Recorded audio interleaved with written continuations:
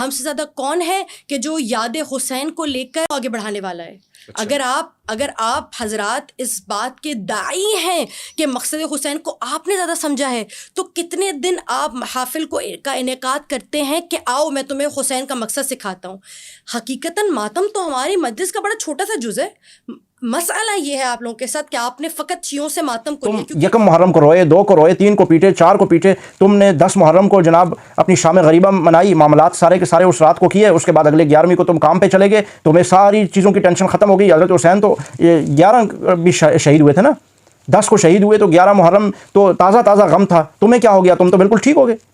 12 محرم تازہ غم ہے، تم کیوں نہیں پیٹ رہے، مار رہے اپنے آپ کو؟ 13 محرم تازہ تازہ غم ہے۔ یہ 3 دن سوگ کے شریعت کہتی ہے کہ 3 دن کسی کے مرنے پر، کسی کی شہادت پر، یا کسی کی دنیا سے چلے جانے پر کسی بھی انداز میں تم غم منا سکتے ہو، سوگ منا سکتے ہو۔ تم نے تو اتنا صبر بھی نہ کیا کہ ابھی تک ان کی شہادت، ان کا لاشا وہ پڑا ہوا ہے، اور تم اپنے صبح کو کام پر نکل گئے۔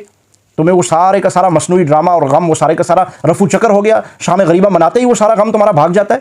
یہ شام غریبہ میں ایسا کیا ہے کہ اس کے بعد تمہارے سارے غم اڑ جاتے ہیں؟ کیا ہے بھائی شام غریبہ میں؟ یہ کیا ہے کہ تمہارے سارے غم وہ ختم ہو جاتے ہیں، وہ مصنوعی غم تمہارا ہوا ہو جاتا ہے؟ اس کے بعد 10 محرم کے بعد تو تمہیں پریشان ہونا چاہیے، 10 محرم کے بعد تو تمہیں پیٹنا چاہیے، اس کے بعد تو تمہیں مارنا چاہیے اپنے آپ کو چھریوں کے ساتھ، زنجیروں کے ساتھ، گولیوں کے ساتھ، لیکن تم 10 کے بعد بالکل ٹھیک ہو جاتے ہو۔ اصل میں تمہارا معاملہ وہ ہے کہ تم وہی قاتل ہو جو جنازوں میں بھی شریک ہو جاتے ہیں، مقتول کے جنازے میں بھی، کفن دفن میں بھی، تفتیش کے وقت غائب۔ اب تمہیں پتہ ہے کہ 10 محرم الحرام کے بعد اب تفتیش ہونی ہے کہ بھائی قاتل کون تھا۔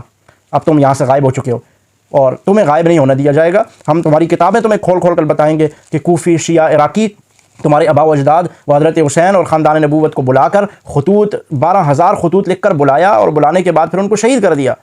تو یہ خون رائے گاہ نہیں جائے گا، قیامت تک تم اپنے آپ کو یوں ہی مارتے رہو گے۔ اور حضرت حسین اور خاندان نبوت کے ماننے والے، ان کو اپنا ایمان سمجھنے والے سنی اسی طرح تمہارا تماشا دیکھتے رہیں گے، اور رب العالمین قیامت تک تمہیں عبرت کا نشان یوں ہی بناتا رہے گا، اور آپ کے ساتھ حضرت حسین تم